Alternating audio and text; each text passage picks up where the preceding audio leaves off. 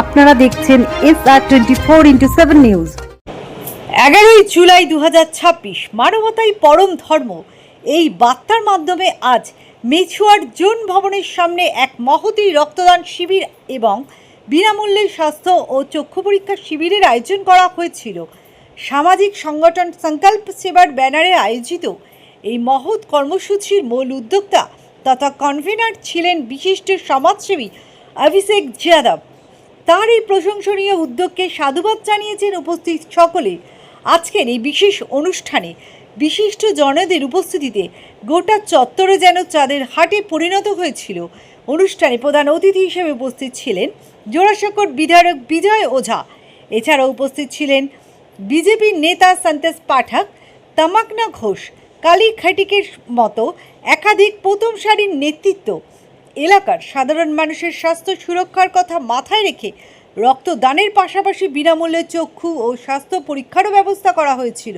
এই দিন শিবিরে সাধারণ মানুষের স্বতঃস্ফূর্ত অংশগ্রহণ ছিল চোখে পড়ার মতো। প্রায় 100 জন রক্তদাতা স্বেচ্ছায় রক্তদান করে এই মহৎ প্রয়াসকে সফল করে তোলেন। বিজেপির জেতার পর আমি আমার জীবনে অত রক্তদান আর জাগরণ দেখিনি। প্রথমবার দেখলাম যে গলি গলিতে জাগরণ, গলি গলিতে রক্তদান। তো এটা খুব কিন্তু শুভ লক্ষণ। এর মানে এটা যদি চালু থাকে তাহলে বিজেপি বছরের পর বছর এখানে থাকবে। কারণ ছেলেরা যদি ভালো কাজ করে তাহলে একটা ভালো বার্তা যায় মানুষের কাছে। তো আমার এটা দেখে খুবই একটা ভালো হলো যে সব জায়গায় আজকে প্রায় 12-13 জায়গা আমাকে যারা নিমন্ত্রণ করেছে 12-13 জায়গায় শুধু রক্তদান আছে, আর কিছু না। তো আমি আশা করি কলকাতায় হয়তো 100 জায়গা হয়তো হচ্ছে, আরো বেশি হচ্ছে, কিন্তু আমি 12 জায়গায় আমাকে নিমন্ত্রণ করেছে, তার মানে কতটা জায়গা হচ্ছে এটা ভাবতে হবে। তো ভালোই, বিজেপির ছেলেরা খুব ভালো কাজ করছে, ভালো কাজ এটা।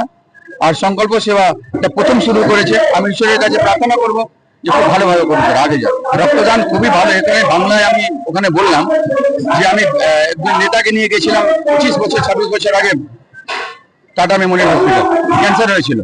ওখানে রক্ত না দিলে অপারেশন করবে না, একদিন আটকাতে হলো। দুজন আমরা গেছিলাম, আমি আর আমার একজন বন্ধু চন্দ্রেশ মেঘানি। দুজন বললে হবে না, দুজন টাকা দিলেও হবে না, আপনারা 4 জন আনুন। আমরা 4 জন তারপরে ডাকলাম, 4 জনের ব্লাড দিল, তারপরে রক্তদান অপারেশনটা হলো। তো এখানে এটা খুব ভালো যে বাংলায় সব জায়গায় মহিলারা আর ছেলেরা, পুরুষ ছেলে সবাই রক্তদান করে। আমি কালী মার কাছে এটা খুবই ভালো যে এখানকার লোকের জন্য শিখে, পুরো ইন্ডিয়া শিখে যে বাংলায় খুব বেশি রক্তদান হয়। শুট অর্ডার না, ও পুলিশের রিভলভার চিন্তাই করেছে। এটা তো এটাতে হয় যেটা অভয়ার কাণ্ডটা হলো। অভয়ার মধ্যে মমতা ব্যানার্জি কি করলো, চিফ মিনিস্টার টাকা দিচ্ছিল যে টাকা দিয়ে কেসটা তছনছ হয়ে যাক।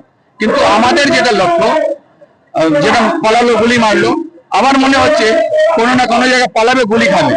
আর 2-4 জন গুলি খেলে আর এখানে ধর্ষণ কিছু হবে না। প্রথম হলো তো 2-4 জন যাক, তারপরে শুধরাবে, ভালো হবে।